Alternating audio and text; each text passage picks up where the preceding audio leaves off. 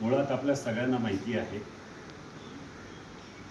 Pune Nashik railway हा गेल्या 20 वर्षापासूनचा आपला कंटिन्यूस पाठपुरावा असलेला प्रकल्प आज एकदाचा बासनात गुंडाळण्यात आलेला आहे. आणि माझ्या दृष्टीनं, आपल्या सगळ्यांच्या दृष्टीनं, शिवजन्मभूमीतील सगळ्या जनतेच्या दृष्टीनं हा काळा दिवस आहे. मी यासाठी म्हणतोय की मला आठवतंय, मी पहिल्यांदा खासदार झालो 2004ला. त्यावेळेला लोकांची काय फारशी मागणी वगैरे होती अशातला भाग नाही, किंवा पुणे नाशिक रेल्वेच्या संदर्भात चर्चाही नव्हती.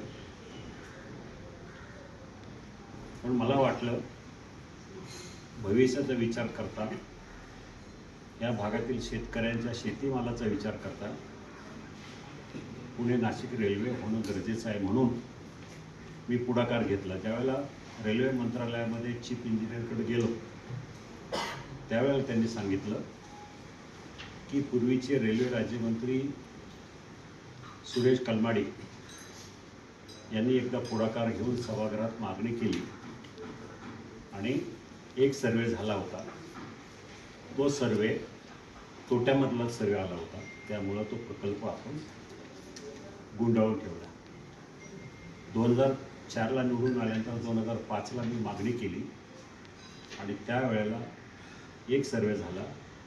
त्या सर्वेवर जवळजवळ 40-45 लाख रुपये खर्च करण्यात आले आणि सर्वेच्या अंतिम अहवाल जो आला, त्या अहवालामध्ये असं लिहिलं होतं की जवळजवळ -1% आसपास, म्हणजे 80-85 पैसे, 1%च्या आसपास हा रेल्वे प्रकल्प तोट्यात जाईल, म्हणून तो सुद्धा गुंडाळण्यात आला. परत सातत्याने मी पाठपुरावा करतच राहिलो. 2008-7-8च्या दरम्यान पुन्हा त्यावेळेला सर्वे केला, तेव्हाही 0.45 त्याचा जो पॉईंट होता त्याच्यामध्ये तो निगेटिव्ह आला. नंतर 2009-10ला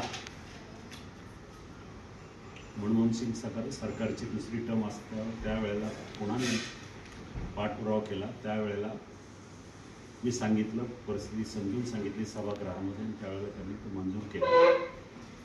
त्यावेळेला म्हटलं, कसा हा प्रकल्प तोट्यात जातो तुम्ही पाहू.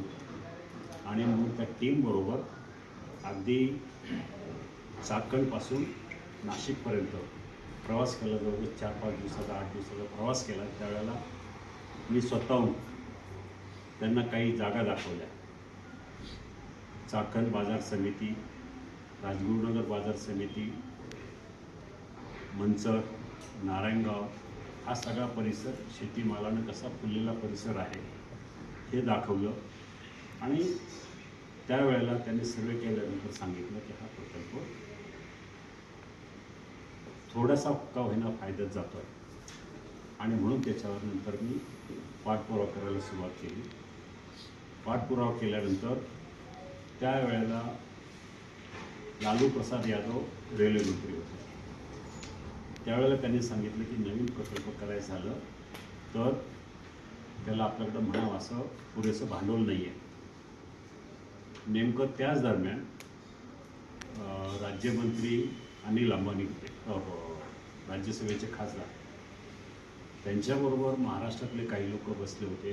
मी त्यांना विषय काढला, तर तुम्ही जर काही इन्व्हेस्टमेंट करता आली तर बघा, सरकार काही करतील. आणि मग रेल्वे मंत्रालयानं सांगितलं, जर राज्य सरकारनं पुढाकार घेतला, त्यांनी 50% भांडवल याच्यामध्ये टाकलं, तर आम्ही हा प्रकल्पाला ग्रीन सिग्नल देऊ. त्यावेळेला राज्याचे अर्थमंत्री दिलीपराव वळसे पाटील होते. रेल्वे मंत्रालयानं त्यांना पत्र लिहिलं. त्यांनी सकारात्मक प्रतिसाद देऊन खर्च उचलण्याची जबाबदारी स्वीकारली आणि ते प्रकरण दिल्लीमध्ये त्याचा पाठपुरावा चालू झाला. परत बजेट ज्या वेळेला सभागृहामध्ये मांडण्यात आलं की हा प्रकल्प फायद्याचा आहे, घेण्यात यावा, मग त्यात सभागृहामध्ये असा निर्णय झाला की ही प्रकल्प आपण आपण नियोजन आयोगाकडे पाठवू. कारण पिंक बुकमध्ये हा प्रकल्प आला होता. पिंक बुकमध्ये हा प्रकल्प कधी ना कधी घेणारच आहेत याचा अर्थ की हा प्रकल्प चालू करण्यासाठी रेल्वे मंत्रालयानं तत्वसा मान्यता दिलेली आहे. म्हणून पिंक बुकमध्ये समावेश झाल्यानंतर नियोजन आयोगाकडे गेला आणि नियोजन आयोगाकडे जे काही महत्त्वाचे प्रकल्प आहेत ज्यांचे काहीतरी 1500 किंवा 2000 कोटीच्या वर जे प्रकल्प असतात शासकीय, त्याला नियोजन आयोगानं होकार द्यायचा असतो, नुसी द्यायचं असतं. त्यावेळेला आपल्या भारतातल्या जवळजवळ 34-35 रेल्वे प्रकल्पाच्या नवीन रेल्वे लाईनच्या फाईल होत्या. आपला नंबर असा काहीतरी 28-29 होता. पण प्रत्येक वर्षी 2-3च प्रकल्प घेतात निवडून, त्यामुळे आपला प्रकल्प त्यामध्ये गेला नाही. त्यामुळे तो पुन्हा एकदा फाईल गुंडाळण्यात आली.